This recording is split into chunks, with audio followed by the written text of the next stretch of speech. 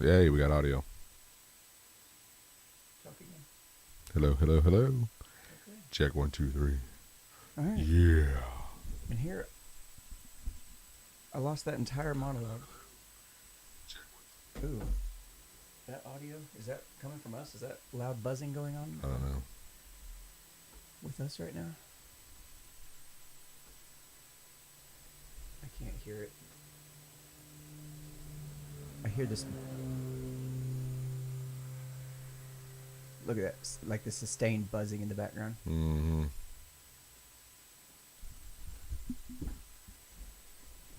Let's see if I can address that. Oh, get started. High pitched buzz. Yeah. That's annoying. That's over here. Shit.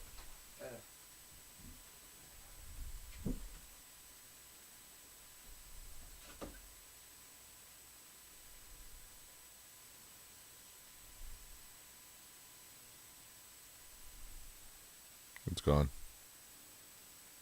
It's gone.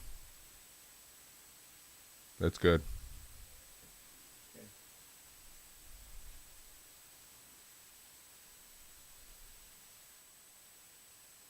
You talk here. Say something, Mike. I'm saying something. Yeah, baby. Okay. Just a little bit on the audio. Just a little bit more. A little bit what? Volume. Yeah. Up. Hello, hello. Yep. I think we're good, dude. Yeah, it's right there. It's good. Oh yeah. Okay. All right. Ask people if they still hear it. Go. Good people of the internet world, can you hear us? I'm sure they can. I can. Buzz, not us. Oh, the buzz. Yeah, I can hear a buzz. Not me. All right. Do we still hear buzzing? Do we Buzz. still hear buzzing? I see a yes. Does that mean we're still buzzing? I don't know. Crap. I don't hear any I don't buzzing hear on my end anything now. at all. Okay. So we have a high pitched buzz we're gonna have to address. We don't hear it on our end. Shit. I don't think there's anything you can do to fix it because I'm not hearing it. You know, I hope we don't have any audio to play, do we? I don't think so. Okay, so I'm gonna shut this one off completely. No, I need that for the. Hello. No, still sounds fine to me. Okay, ask him now. Can y'all still hear it? High pitched squeal. Yeah, we can't have that. Unless they're referring to. No, we can't have the. No. We don't hear Look, anything. it's picking something up that we're not hearing. See it? Constant sustained. Yeah, I want to get this addressed before we get started because this is not going to work for me. That's probably what was happening with our audio in the last couple interviews, too. Give us just a moment, guys. Probably need a new soundboard. I'm going to spill that drink. I know it. Try threshold. I don't have nothing called threshold.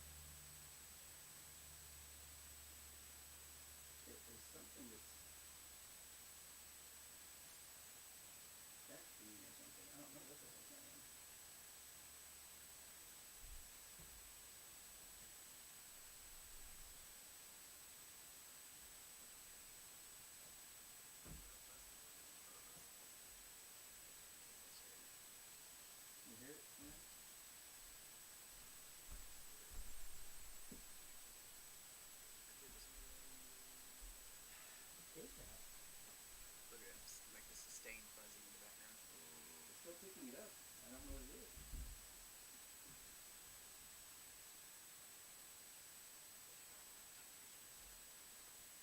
Hang on a second. Let me fast forward.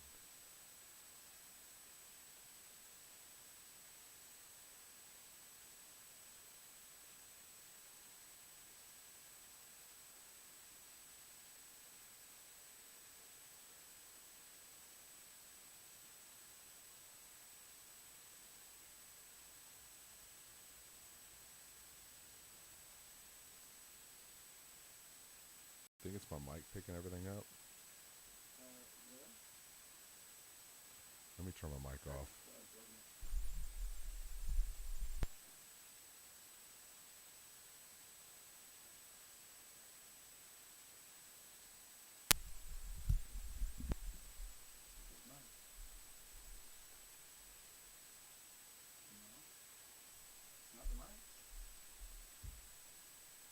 I think it's probably all the cables.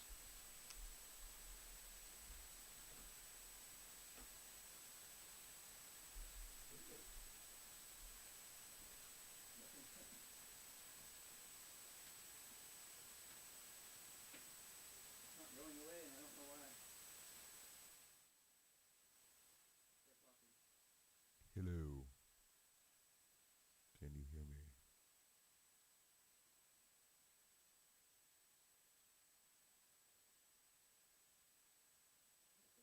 It went away. Yeah, I see that. But it's because I just turned down OBS. You keep talking, I can. Talking, testing, 1, 2, 3. Testing, 1, 2, 3. Keep talking. Testing, testes. 1, 2, 3. Testes. Hello. Okay, one moment.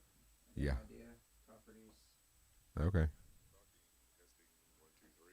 Testing, 1, 2, 3. Testing, testes. 1, 2, 3. Testes. Hello. It sounds better than what it did. Okay. Stop talking for a second. Stop talking?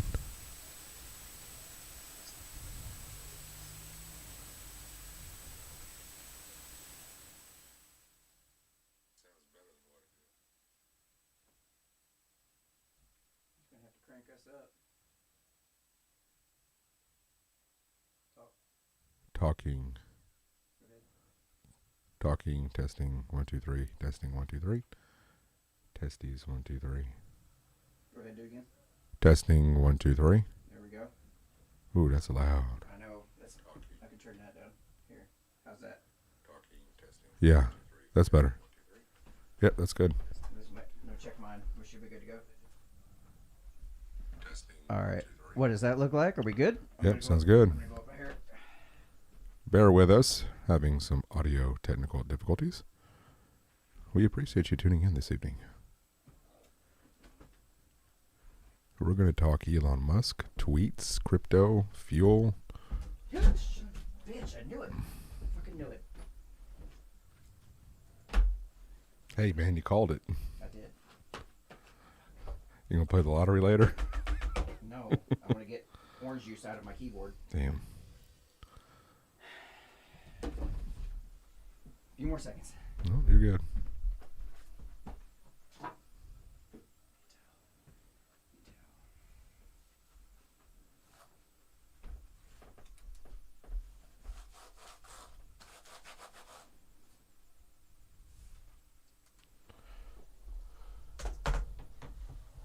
I do not like drinks around electronics.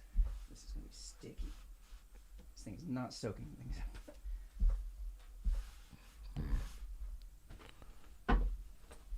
Okay, party started.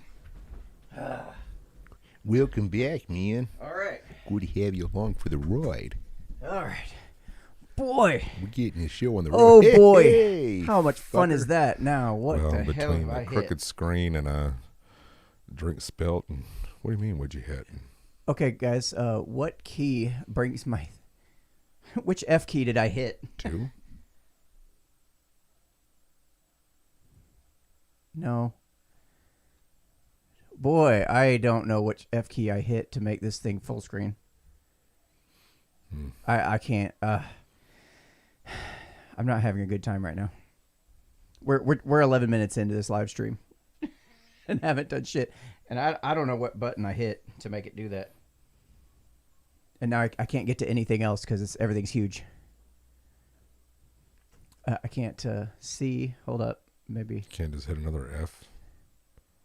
F4? No, F4. No. F3, F2, F1. Windows key. That brings up the windows. I'm like on this weird full screen shit. Okay, this is so frustrating. I don't see what I would have hit. I don't know. All right, we're going to do a clean recording. So I'm going to click out of this. We're going to stop. I'm going to start a brand new recording.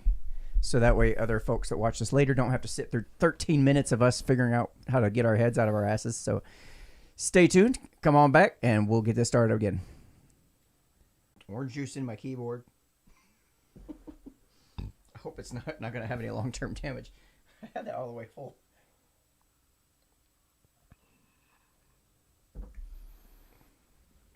All right. So we're back. If you guys could do me a huge solid and give us the old share. We promise to do better next time. No, we don't. I feel like I need a different program besides OBS. I feel like I need another co-host. That's fucked up, isn't it? No, you're probably right.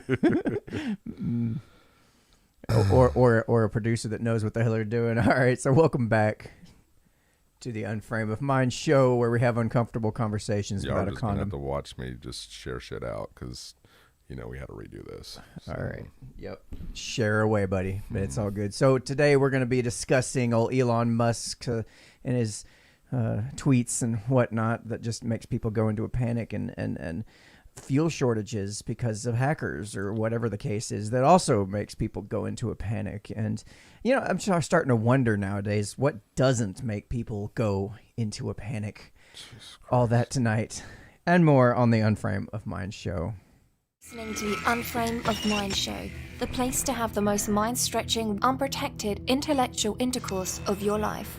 Your hosts battle the forces of evil by lobbing fiery balls of truth, reason, and evidence over safe room walls. Hope so. Certainly hope we're live. All right. Welcome back. And we're going to jump right into tonight's stories. We're already a little bit behind due to technical difficulties, but here we go. So tonight we have from Fox 13, man shoots, kills boy he finds in daughter's room, police say. Do we have people back on here tonight? Did everybody make it? No, I'm not saying anything on social media. We're not live then. This is like high quality professional shit right here, yo. YouTube shows we're live. We are live on YouTube? Yeah. Cool. Patriot Punk Network is here. And by the way, it was F11, just to be clear. Anyway, so man shoots, kills boy he finds in daughter's room, police say. This is a story I wanted you to hear and get your take on this shit. I'm not even going to worry about sharing it out at this point because gonna need showing up. So gonna need some help, folks. It's whatever, boss. Getting that share. If you're watching from the Facebooks, share it. If you're watching from the Twitters, share it. Sorry. All right, jumping into tonight's stories. Yeah, let's do it. We are going to do it. All right, so again, from Fox 13, man shoots, kills boy he finds in daughter's room, police say. In Memphis, police arrest a man for the murder of a boy he allegedly found inside his daughter's bedroom. MPD said that the boy was found shot to death in the front lawn of 1736 Edward Avenue Thursday morning. Later that day, a woman contacted police and told them that she dropped off her brother at that house the day before and she hadn't heard from him since. The police said that homicide investigators went to the house and took a woman and her daughter in for questioning. According to an affidavit, the woman told police that her fiancé, 56-year-old John Moore, found an underage boy in his underage daughter's bedroom and a fight broke out. Hang on a second. How old were the kids? Underage. Is that what it says? That's all it says. Okay. It's saying boy, a boy. underage. I'm not seeing a specific age. Okay. And I'm glad you brought that up because that's Not that it really matters. That because could you change the story with if we're talking about 17-year-olds or if we're talking about 5-year-olds. That could completely change the story. Still, to shoot a kid is not okay, regardless, or anybody. Depends on what it is, obviously. But I mean, so police said that investigators later identified the boy as the child who had been in Moore's daughter's bedroom. Moore is charged with 1 count of second-degree murder. So when I read this, my first thought is, well, you little dumbass, you shouldn't be in my damn house unannounced, uninvited, without my knowledge. See, I didn't know that. Like, I mean, well, the picture. See, if you come into my home and you're in my daughter's bedroom, and I don't, does he know the kid?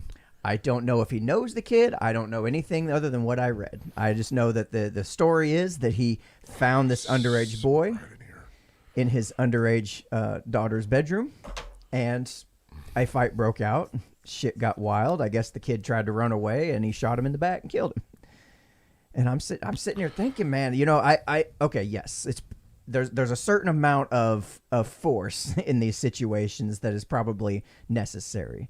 A good old fashioned passionate ass whooping is probably a good amount of medicine for this particular disease. He kind of reminds me of those dads that you see in the comment sections. If I ever catch a boy in my daughter's room, I'm going to kill us. That's what it reminds me of. Right. And it's kind of this age old joke that kind of goes around where we're talking about, hey, you get your shotguns out, you sit there on the couch and you wait for your daughter's date to come along. But this is a whole nother level. This is not, I'm making a joke, intimidating the kid. This is, I walk into my daughter's bedroom and I discover there's a boy in there with you. And now I'm pissed. And now I am highly emotional. And there's no telling what I'll do. And I'm just sitting there thinking, in the heat of the moment, I agree that to shoot the kid and kill the kid was way over the top. A little extreme, yeah. Over the top. But at the same time, I'm almost wondering, if I were in his shoes, what would I actually do in that situation? Mm-hmm. Like you never know how you're actually going to perform under these kinds of situations. Do you think sometimes the way of the world kind of provokes people to act this way? I see. I don't know, man. I guess if you're the kind of guy that's been sitting there, you got your firearm. You I don't know if it's a legal firearm or not. It didn't say anything about that. I'm sure he would have been charged with that if it wasn't. But there's a lot of people that are sitting there going, man, I want to. I'm preparing for all these events, preparing for the worst. I can't just let him. I've heard this before. Just let a motherfucker break into my house. Just let him. That's what I'm saying. You actually read this in the comment section on a lot of social media sites, and you hear people talk that way. Mm-hmm. So for the guy to actually fulfill the comment section was yeah, it's almost like everybody's on the side going, whoa. He did what we set out to say on social media. We were just talking. We weren't serious. You're not supposed to actually do it. You're just supposed to scare the kid. But that's what I'm saying. I wonder how much of that is actually influence because, if you spend some time on social media, you see those kind of comments. Yeah. You see these kind of stories. So you kind of wonder how you would react in that. I'm not saying this is what happened or that was the motive behind him killing this kid, but you just don't know. But that's what I'm saying. It's just the way of the world right now. It's just you can get your sources or hear what other people have to say just by simply reading comment sections or even going onto a news program or page and read this sort of thing. So it's just like, I wonder how much that is influenced. So you know what the best part of the story for me is? What's that? That this kid had a father coming up that was willing to protect her and willing to do whatever was necessary to protect his daughter, presumably. Are you talking about because he's black, or are you talking about just in general? I'm talking about in general. I mean, the fact that you actually have a dad that is willing to go to those levels, those lengths to protect you, or basically, I don't know. Again, circumstances will dictate the outcome of this whole situation. So, I mean, if the little boy was a complete stranger, I can see some justification in this because you don't know the kind of harm that he can inflict on his daughter. That I can they were doing justify. Right. But that was, if, or like you said, the age. Right. But if they're doing something where it's obviously she's consented, it's like, I can get it, but it doesn't justify what he did to some extent with her being underage, him being underage. I don't know if it was one or the other, if he was just the one that was underage. I don't know. I mean, so from the comments, Silly Redhead from YouTube says, I wonder what the age difference was between the boy and the girl. A 17-year-old with a 12 to 13-year-old is not appropriate. Why is it? Why is that not appropriate? What, if you walked in your bedroom and you found a 17-year-old boy in there with your 12-year-old daughter, you wouldn't find that inappropriate? Well, what would be? I'm playing devil's advocate here. So what would be the difference? I was saying clearly because when I mentioned an 18-year-old sleeping with a 17-year-old, you were about to kill the guy. No, no. What I'm saying is what if you have a 22-year-old with a 27 or 28-year-old? What if you have a 19-year-old with a 43-year-old? Well, why are we justifying the age difference between 12 and 17 versus 19 to 43? According to the story, it was an underage boy and an underage girl. It didn't specify the ages. Of course. I was just basing off the comment of what Silly Redhead had said. Yeah, I don't. 12 and 17. What's appropriate? What's not appropriate? Yeah, I don't know what.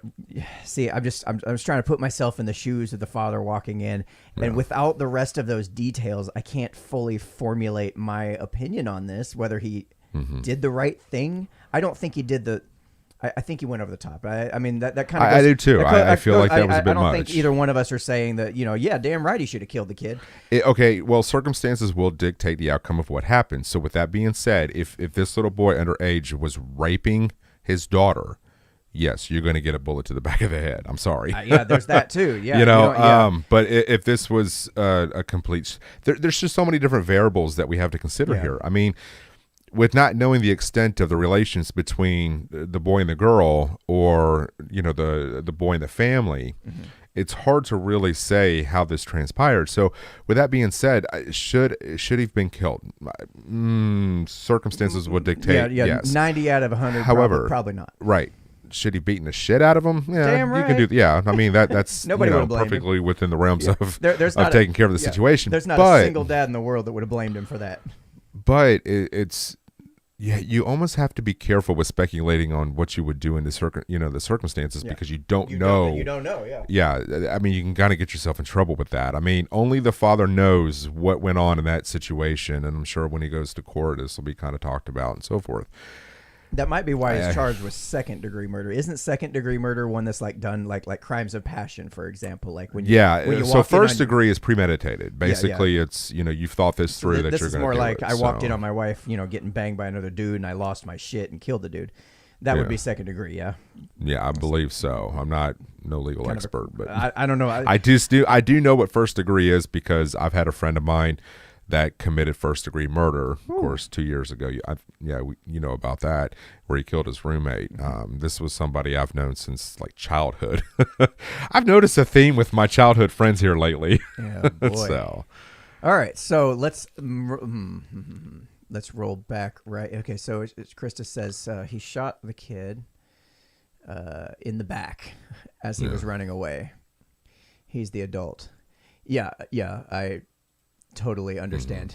and more than likely a second-degree murder charge. Is pretty clear-cut case as far as I can tell, but I wanted to talk about this story just for the fact that when I just really want to focus on the idea that you don't know what you would do plus we're both dads in that situation. Yeah, as a dad, you're a dad, I'm a dad, we both have daughters. Right. I'm sitting there, the first thing I did when I read this story is trying to put myself in his shoes. What in the world would be my first thought if I even took time to think? But you have to understand, as a parent, especially a father, it's in our DNA, it's in our blood to protectively protect those that are closest to us, to not, to make sure that no harm is inflicted on those that are, that we love and that are close to us. So it's hard to say what I would do, Because I'm not, I mean, there's been times where I said, oh yeah, I'll shoot a motherfucker. Well, I don't know, because again, I think circumstances will dictate your behavior as far as, what you would do. So right on. So we're going to roll right into our Phobisimus segments. And I gotta. Jay said it was good to see Anthony back on live. Yeah.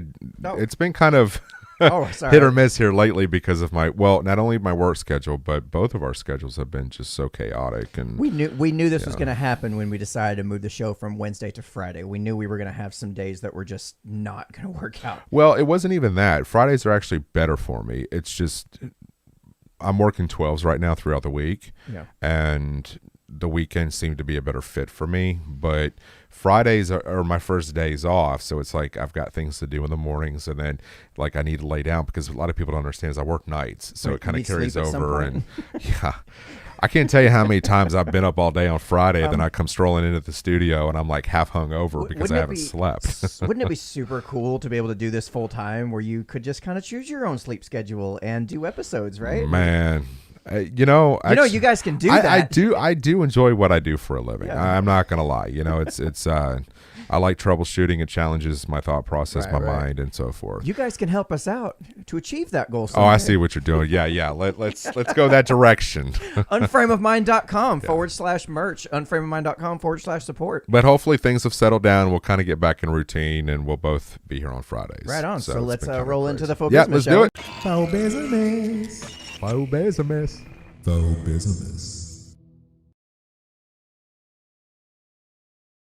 And on today's episode of the Phobisimus, I decided, you know what? We need to. There's this phrase that is constantly tossed around rather flippantly, and a lot of people don't understand how hurtful it really can be. And that phrase is "thank you." And You're welcome. See, so presumptuous of you. I know, right? You kind of assume that when I say it, that I expect a response. And now I'm asking something of you that you may not have to give.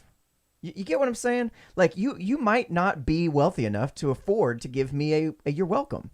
You might not be able to talk. You might be a mute. You might not hear me in the first place. Right. Yeah. So I mean, I can see. I mean, imagine that. Imagine being deaf and somebody saying thank you, and you just walk right by him. It's just yeah. It's super asshole. Super. Yeah, and then you assume that person's a prick because they're not responding back, and they're saying, well, "You're welcome." They could be deaf. Yeah. How many times have you heard somebody say thank you, and when the other person doesn't say you're welcome, they're like, "Excuse me, you're welcome." Or they expect it's some sense of entitlement, I guess. Yeah. Like if they do, that's what I meant. Somebody does something for you, and you don't say thank you, and then they're like, "Excuse me, you're welcome." Like, how presumptuous of you! Like, there's so much assumption going on. You need to do the whole show in that kind of. Just do the whole thing. Like, oh my God, you guys. I do mine, man. What is wrong with you? I do this voice. I see you do this is so hard to talk this way throughout the show, but man, we could do it. I'm telling you, it gets feel like annoying. A fucking cartoon, man. God. So another problem. Why do y'all even put up with us? This is so another reason thank you is problematic is because it's not inclusive at all. Like thank you. It's not binary. No, well, it's not that as much as it's just saying thank you puts all the attention on one person. It gives all of those thanks to one person.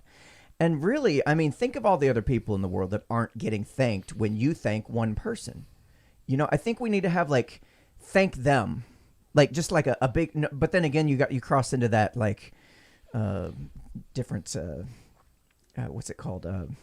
This Phobisimus ain't working for me. Yeah, I'm forgetting what the phrase is now. I'm not very good at this today. I feel like I've lost my step. I'm just not that far left to be able to pull this off. That's why I depend on you. You know. But see, that's why I'm like Master Roshi level. Oh Jesus Christ. Yeah, and you're like Goku just showing up. Hey, have you seen the new Mortal Kombat movie?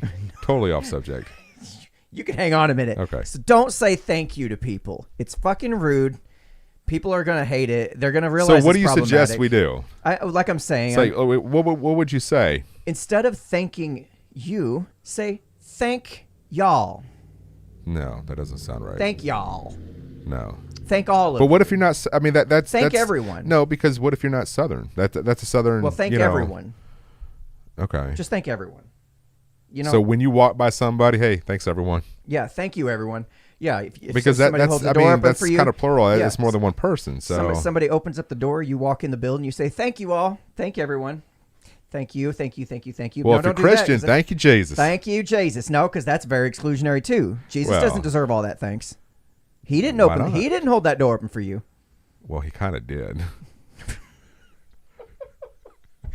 I'm just saying. Jesus, the only guy that can turn water into wine and hold doors open for you at the hands of others. We're so stupid. We're so stupid sometimes. Our path to hell has been well paved. Yes. Y'all have no idea. Well, Silly Redhead says, what if you just say thanks?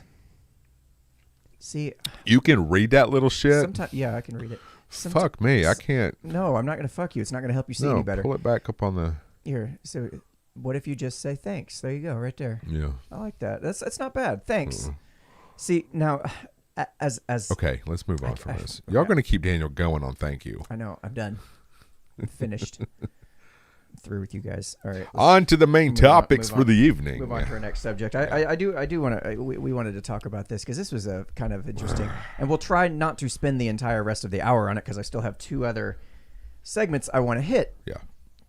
And there's a reason I want to hit them in this order, and you'll understand as to why here shortly. But basically, we have this situation came up recently. I don't know if y'all heard about Elon Musk and his. Where's it at? Hey, remember when I clicked that link and opened this thing up? Yeah, now I can't find it. It's right here. Okay. All right. So Elon Musk tweets out this message for people saying Tesla has suspended vehicle purchases using Bitcoin. We are concerned about rapidly increasing use of fossil fuels for Bitcoin mining and transactions, especially coal, which has the worst emissions of any fuel. Cryptocurrency is a good idea on many levels, and we believe that it has promising future, but this cannot come at great cost to the environment. Tesla will not be selling any Bitcoin, and we intend to use it for transactions as soon as mining transitions to a more sustainable energy. We are also looking at other cryptocurrencies that use less than 1% of Bitcoin's energy transaction. That last part gets me. I don't know why he didn't just put hashtag Dogecoin, but you know. Yeah, I know. It's like, now the one thing that I think a lot of people who follow Elon Musk need to or do understand is that Elon tends to be a bit of a genius level troll. There's something about the way he tweets that you don't know whether or not you should take it seriously or not. Well, go ahead. Problem is there's a lot of people that saw that and react to it as if it is serious. And as a result, he tanked the crypto market. So I keep hearing this. And you and I talked about this a little bit, but I'm going to kind of rehash some of that now for everybody else. But what was it for you when you saw this and you saw your actual holdings and the whole crypto market just drop? Suddenly? I'm not worried about my personal holdings as far as what I've got invested. I did lose upwards to around about $5,000 because of this one fucking tweet. The difference between me and everybody else, or you and I and everybody else, is the fact that we understand crypto. We understand how volatile that it is. Anything can shift this market exponentially. I mean, it's going to happen. And I saw this tweet, and I knew. If you look at the timestamp between the time he tweeted this and the time that all of crypto started to go down was within minutes of each other. And the problem for me wasn't that I've lost, or I shouldn't say lost, but my investments are down right now. The value of your Bitcoin has dropped. So that wasn't the problem in for me. relation to USD. Right. So that wasn't the problem for me. The problem for me is that this one man can manipulate a market. He can send Dogecoin through the roof 1 minute, and then the next minute he can tank other cryptos. And what I mean by tank is basically a considerable amount of drop in the price of Bitcoin, right.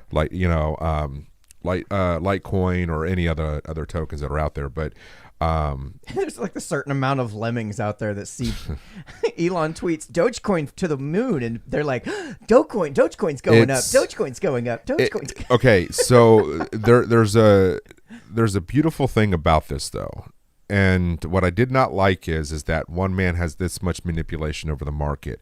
However, because he does have this much manipulation over the market, it gives people like us who are very familiar with crypto and how volatile that it is, as soon as it hits that dip, we know when to buy. That's where we can, obviously make our money.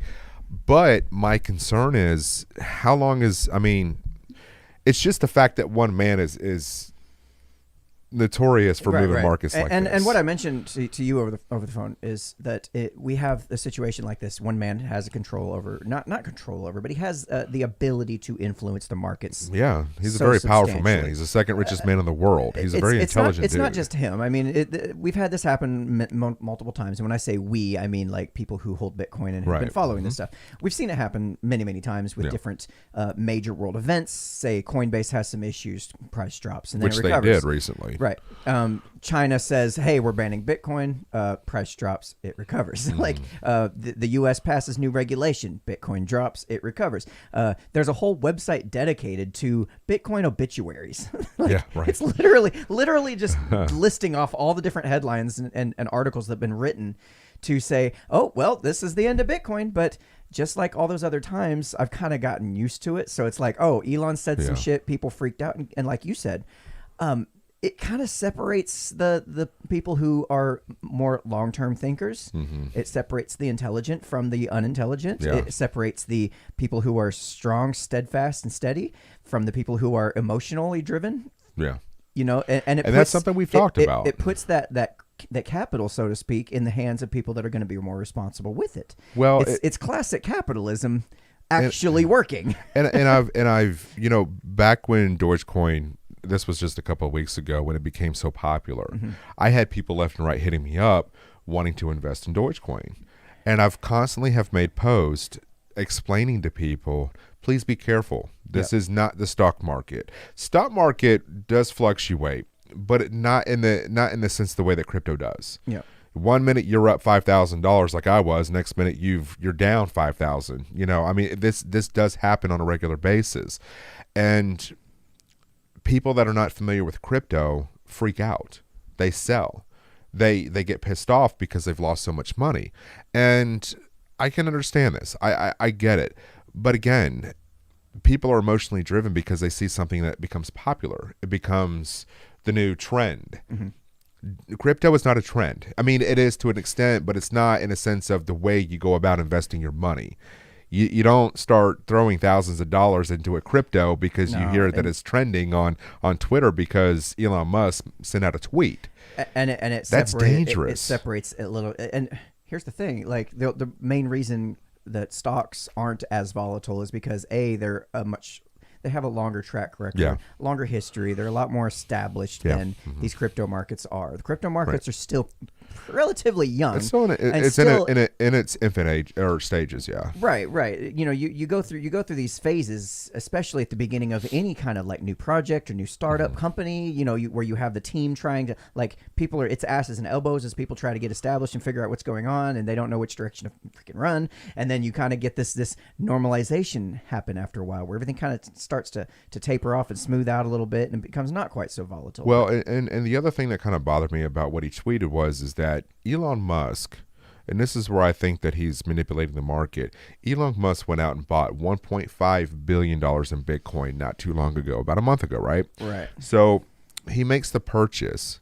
Now, this is where I kind of question this whole theory about what he's saying, or if he's just trying to save face here towards the environmentalist, is that you mean to tell me that the second richest man in the world, this man is so intelligent that he did not know anything about the fuel, about the environmental impacts that crypto has on the world? I find this very hard to believe. Right. I find that the second richest man in the world and one of the smartest men of our time did not know this. No, he ain't no dummy. No, he's not.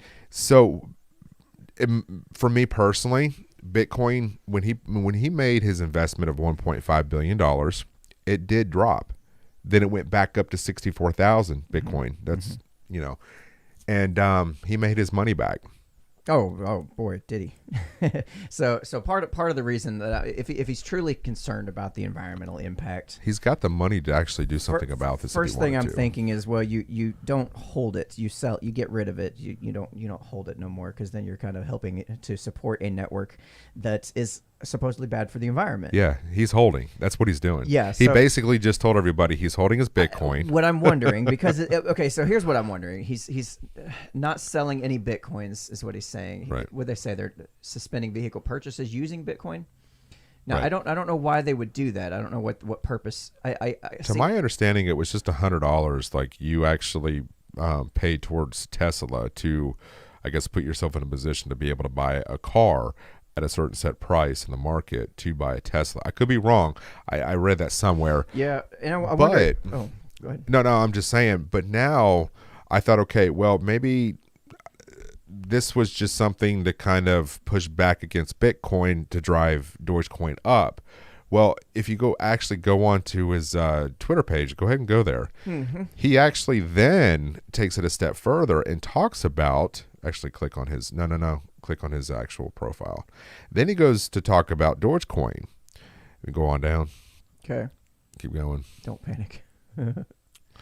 Yeah, right there. Working with Doge. I can't read that. Working with Doge devs to improve system transaction efficiency, potentially promising.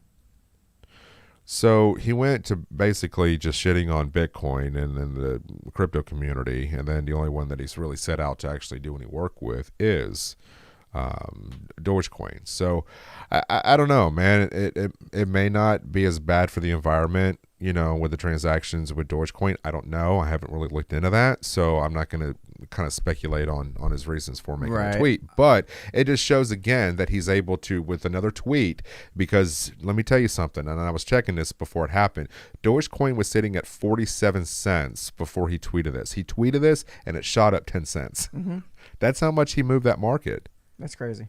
Yeah, I mean, Bitcoin was sitting at, 57,000 before he made that tweet talking about the environmental issues that it proposes, while making transactions.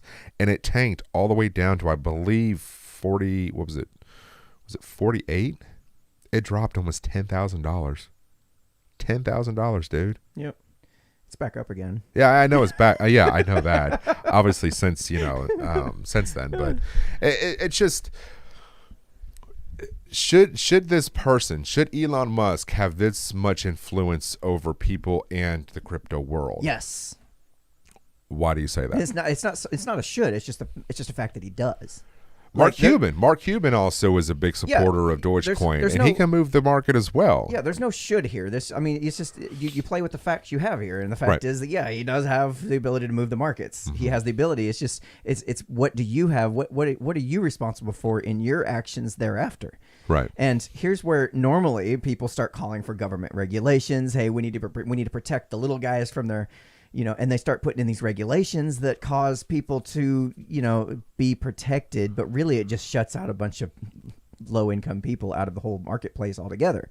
Where, you can't even compete in the investment marketplace unless you're like some kind of certified investor or what have you. I don't know, whatever the rules are for stock markets. And only recently with Robinhood and those kinds of apps were average everyday people able to start, playing around in the stock market with small purchases, right?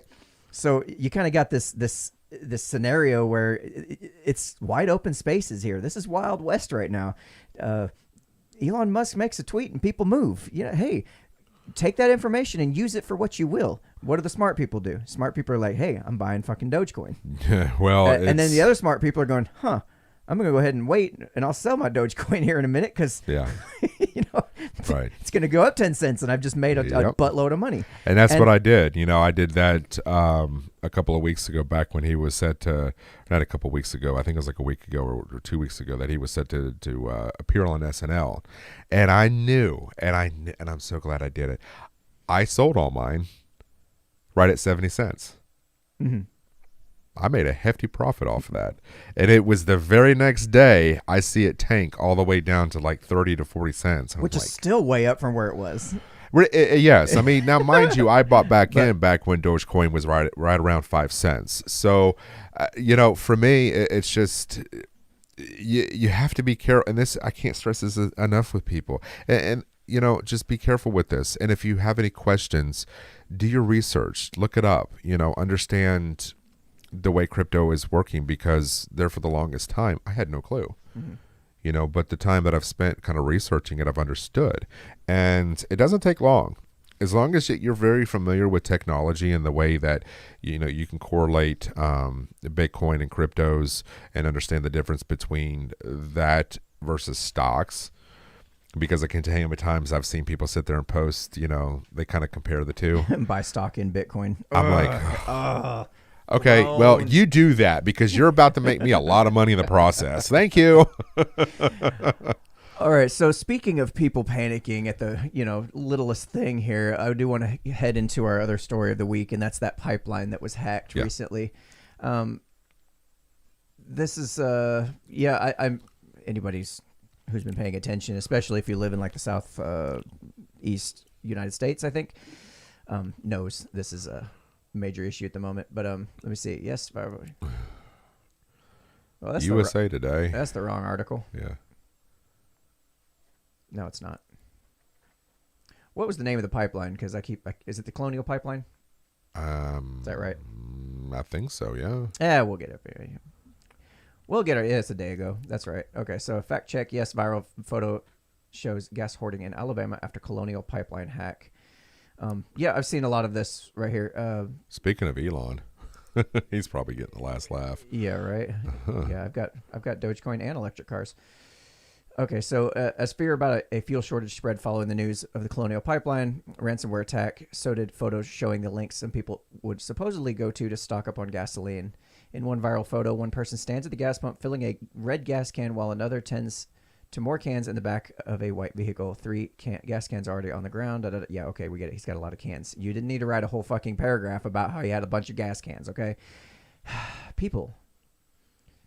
Anyway, the photo was set in Alabama gas station, but it spread nationally as it's been shared hundreds of times on social media since May 10th, including the original post on Facebook. It even drew attention from North Carolina. And here's the original photo there. Yeah, I remember seeing that. Folks, I don't care about that. I don't want that. I don't use Facebook. Not for this shit. Anyway, we're filling up gas cans. We're getting prepared. People are hearing about it, and they're I get it. A year ago, we were dealing with people doing the same shit with toilet paper. Like, why does our society turn out this? Like, why do we keep doing this? I shouldn't say we. Why do those people keep doing this? Yeah, I think part of it, man, is just we have such little faith in our fellow man. Such little faith. Do you think a lot of it is driven from the media? I'm sitting here thinking, okay, yes, this pipeline is controlled by it's some old ass outdated software. It was easily hackable. Some ransomware was posted on there. Who it came from, nobody knows for sure. I've heard mention of it could have been the Russians. I don't know for sure. But it's always the Russians. It's always the Russians or the Chinese. Or Chinese, or it's fucking, it's the Jews. You're at a camera view. So I don't know. Maybe it's the Jews. I don't know. Anyway, it's Israel. Yeah, it's got to be Israel. That's why we bomb them. They hack our pipelines, or I don't know, whatever. The Palestinians. Doesn't really matter. I think the thing is, a lot of people just hear about a gas pipeline shutting down. They hear about gas shortages and they think, oh my God, I don't know when I'm ever going to get gas again. And enough people get that thought. It's just a few people. They get that thought and they decide, I'm going to go and fill up my extra gas cans. And other people are looking, well, why is this guy filling up his gas? Oh, there's that pipeline story. Maybe I should fill up my gas cans too. It's the old domino effect. Shit. Yeah. And now some people are like going, I'm going to fill up my gas cans, but this gas station here is already out of gas and all they got left is premium. So I'm going to go over here. And it's like this snowball effect starts up and people start panicking. Yeah. The panic starts building on each other. And I'm sitting here like, I filled up my tank. I was going to anyway, but I went ahead and filled it up a day earlier than I was going to. Just, I don't know. Just let's go ahead and have some gas. I estimated they'll probably have it figured out. Systems back up and running within a week with some backup hardware or software rather. And within a week, whatever. Even at 2 weeks, I mean, I'm sure we'll still manage. I legit had to get gas because it was in the middle of a work week for me. So I was like 100 miles east. But the thing is, you weren't filling up gas cans like this. No. You weren't going out and filling up a fucking plastic bag like this. You weren't going and taking your big old jumbo-sized Walmart bag and just like Like, what did this lady think was going to happen when she stuck it back in her car? Like, this is dangerous as shit. There's a reason these containers are built the way they are. Yes, there's probably way too many government regulations on it to the point you can't open. This is important. There's so many regulations on that damn gas can that you can't even open the damn thing anymore. But there's a reason for some of that, and some of that is because they're flammable and because accidents happen. This lady's just putting a fireball in the back of her car. Let me just say this so people understand life and the human population a little bit better. This right here, this photo, this one single photo, is the reasons why aliens will never visit us. We are this fucking stupid. This is on par with watching monkeys throw poo. Okay, this is on par with us. But the fact that there are people in our society who do this, that scares the fucking shit out of me. Like, what?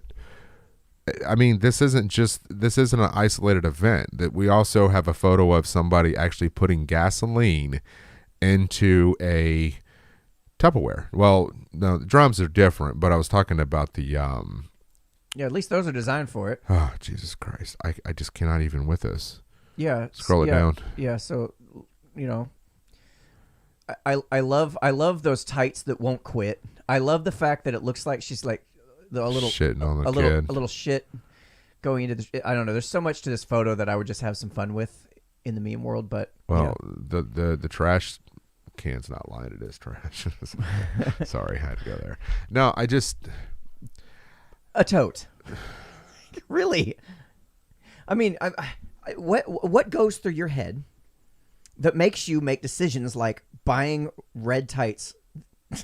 Like that. You're hung up on the tights. Like, I'm trying to figure out what goes through the mind of a person. I was getting there. Okay, go ahead. I was getting there. It's the same mindset. It's cut off the circulation to the brain. It's the same mindset that makes you go, huh, yeah. Putting gas in a tote's a good idea. This is why I go fishing so much. I get away from the stupidity that is people. This is just... You can't fix this. You cannot fix stupid. You cannot like. I got nothing. That's man. like I got nothing. So meanwhile, while we're dealing with this dumb shit, right? We're dealing with this crap here. We've got all kind of just the ingenuity behind this here's the so thing. bad. Here's the thing. You're seeing news reports saying that it's false, that we don't actually have a fuel shortage. Like mainstream media news sources basically saying, hey, quiet, go back to sleep. There's nothing to worry about. So we're somewhere in the middle here. Okay, obviously we're having some shortage issues, right? But then the media is saying, go back to sleep, everything's fine. And then some people are going, oh boy, it's the apocalypse. I got to fill up my tote and my plastic bag. Or I won't be able to get to work. Well, I've seen a couple of stories that ask people not to panic. But here's the problem with that. You tell people not to panic. What are they going to do? They panic. They panic. Right. You tell people not to look down. What do? You look down. Mm-hmm. I mean, this... my head hurts. I mean... What do you do? See, here's the thing. What do you do with that? What do you do with this? We know these people are out there. We know this is the kind of society we're going to see. These are the same. This is the same people that are fighting in a grocery store over toilet paper. Shit. Okay, so I mean, stupidity has run amok. If anybody's ever worked in manufacturing, okay, you know about the idea of just-in-time manufacturing, or it's shortened to JIT. Yeah. Mm-hmm. Right, where basically the idea is that we're in such high competition with everybody that we need to cut costs as much as possible. Yeah. That part of that cutting that cost is cutting out the storage costs. If I order in delivery on demand, basically, you're getting your stuff within a day. If I order a whole bunch of shit and I have it just sitting there waiting for me to use it, well, it's costing me money. Right. Meanwhile, the other guy is going, well, I can get rid of that process and get that shit as I need it, just like that, and I can cut cost and cut you out. Yeah, as soon as I get it, 12 hours later, it's out the door. There's no incentive to stockpile, to, have a little bit of backup in case, There's no reserve. A hacker shuts down your pipeline and you can't get fuel for a week. Right. And it's the same mentality that has people going, hey, if I need something, I'll just go to the store and get it that day, right there. I'll just go get it. I'll go get what I need then. And there's like this the same mentality that's got people spending everything in their savings account because there's no incentive to save and to hold and to prepare for that rainy day or to prepare for the future. And it's like, I don't know what the solution is. I'm just pointing this out that there is a major flaw in just-in-time manufacturing processes because of this exact thing. COVID, everything shuts down. All of a sudden, we can't manufacture cars because there's a special chip in them that we got to get from overseas that's not running. And it's just the whole global marketplace is there's so many issues, and the cost of lumber's gone way up. But it also the same issues, and it's just. Well, to me, it also kind of shows how dependent we are on things these days. Yeah, how dependent we are on everything working perfectly. But that's what I'm saying. Going back to Elon Musk, as much as I don't care for the way he moves markets, he's a very intelligent man. And he has brought, Tesla to the forefront. Even though it's not doing well, his automotive company is not doing well. This is you have a lot of people who own Teslas right now. They're probably just laughing at people that are doing this dumb shit with gas, right? And they made that investment. That was a very smart move on those who actually own a Tesla. Problem is, Tesla, those vehicles are not cheap. And, I do look forward to the day where we don't have to be so dependent on fossil fuels. You know what? But that's just, that's the driving force behind most of what we do, whether it's manufacturing, whether it's Bitcoin, whether it's, Tesla has got to use some sort of fossil fuels in order for them to produce their lithium batteries. Right. There's pros and cons to everything that you do. You're not going to be 100% efficient, and you reusing renewable sources. It's just not possible. You know what I'm saying? But there has to be something that we do now that doesn't make us so codependent on these things. Yeah. I'm not codependent on gas. If I need to get somewhere, it's kind of like if my car breaks down. Okay, well, my car breaks down. I'll deal with it when I can. Okay, I'll get a taxi. I'll get an Uber. I'll get a Lyft. Whatever. Mm-hmm. You figure it out on the fly. A lot of people don't know how to do that. They don't. That's true. A couple other things I want to hit on before we head out. You want to save that for next time? Yeah. So I really want to hit this one. Yeah, no, that's fine. Just real quick before we get into the next topic, we will be doing a Tom McDonald reaction to Dear Slim. Right. So we'll talk about him winning that NFT that he purchased. That'll be coming up. And you've been very patient. You haven't watched the video yet. No, I have not. So proud of you. This thing has really it has. It's trending everywhere on social media right now. It's crazy. I'm so proud of you.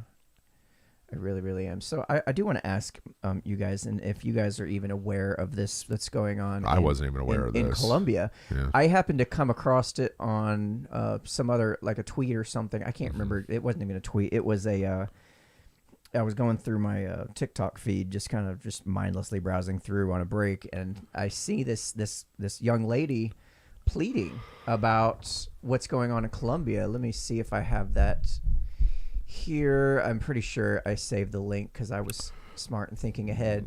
Yeah. I do that once in a while, but it doesn't always work out. It's rare.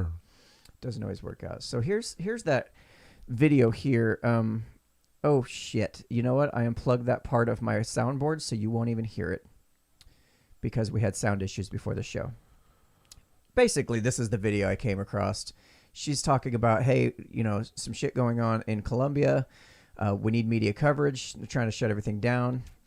So what's going on? Kind of give me the gist of what's happening. I found this that kind of goes over what's happening in Colombia right now, and it gives us a brief overview. I had no idea none of this was happening, and it's like we're so focused on Trump bad, Orange Man bad, Biden he's so dumb, look at him falling upstairs, it's a ha. It's hilarious, but in the meantime, like there's actual things going on in the world, actual news stories that could be covered that are not. And Israel too right now. Israel is getting attacked. Now Israel is being covered. Yeah, it is. And here's the thing. Because it's Middle East and it's...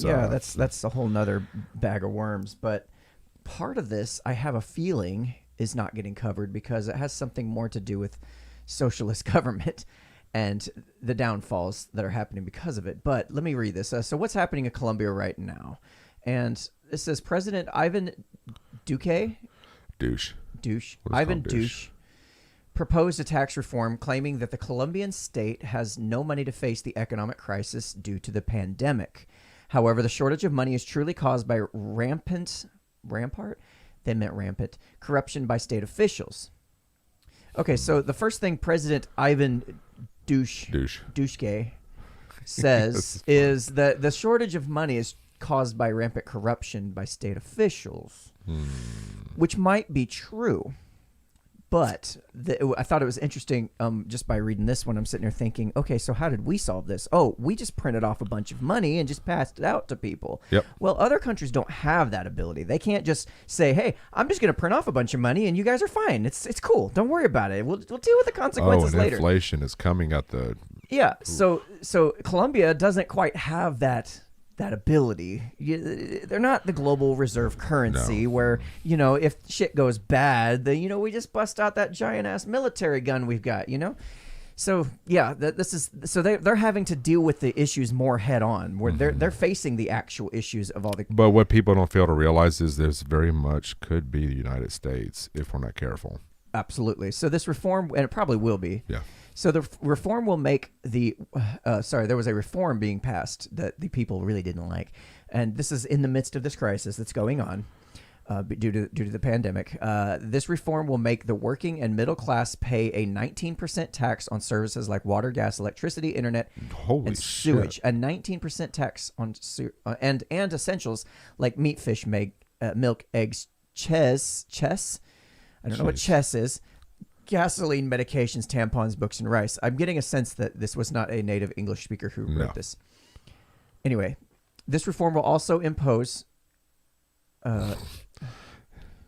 new income taxes on people who earn more than 700 USD a month.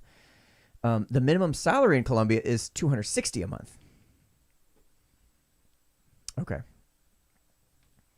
So that's basically what's going on. They're dealing with some bullshit in the middle of this crisis. Oh, there's the rest of our things that was missing. Colombia's economy was crushed from the pandemic and has led to unemployment rates above 14%, poverty, hunger, and widespread economic devastation. Hey, we got unemployment rates up pretty high too, but we're all getting paid for it, so we're cool. It's fine for now. And there's now hiring signs everywhere. How ironic. Anyway, the tax reform bill was yet another slap in the face by the Colombian government during a crisis. I think their slides are a little out of order, but you get the point. Thousands of Colombians nationwide took to the streets to strike against the tax reform bill. Workers, trade unionists, activists, teachers, students, low and middle class workers, creatives, indigenous groups, and business owners united in protest. Okay, so there's a humanitarian crisis of the state powers over human beings, and people are being killed by police. There's a number of videos that are going on with this right now showing a number of just what the fuck going on. Okay.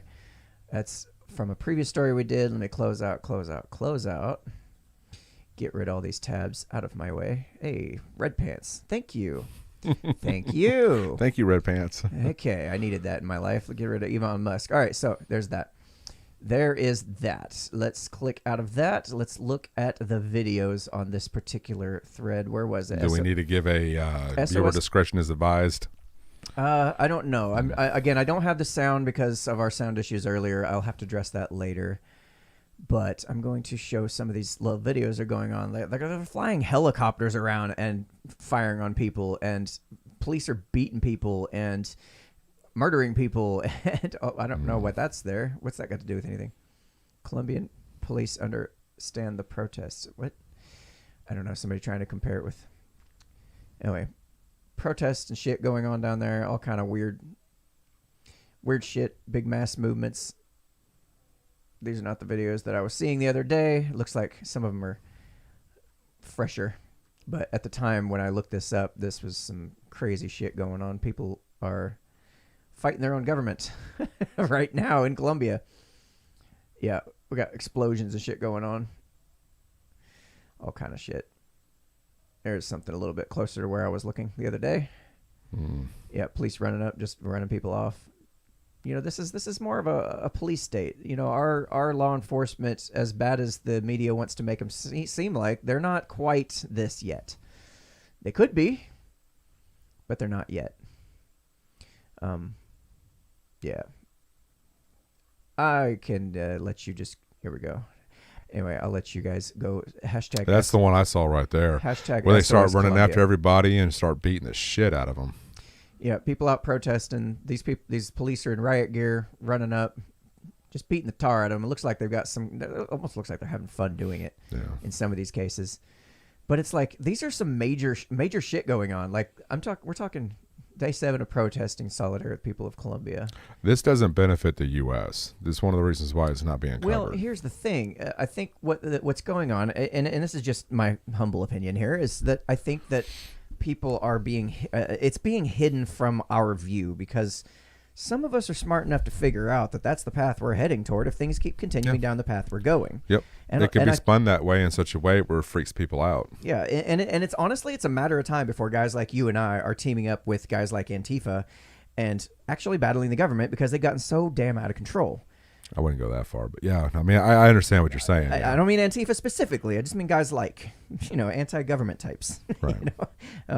Yeah, and it's something we're being heavily insulated from, between getting paid to sit on our asses and the media not covering this stuff, and it's like you're seeing and of course the media really wants you to believe in socialism and wants you to move toward communism, but then you look at Colombia and you go, oh that's socialism, that's what's going on. Yeah, that's exactly what it is. And when the people rise up because of the taxes that they have really no choice but to impose on the people because their system is shit, you get these situations, and then the media just says, you guys, look over here.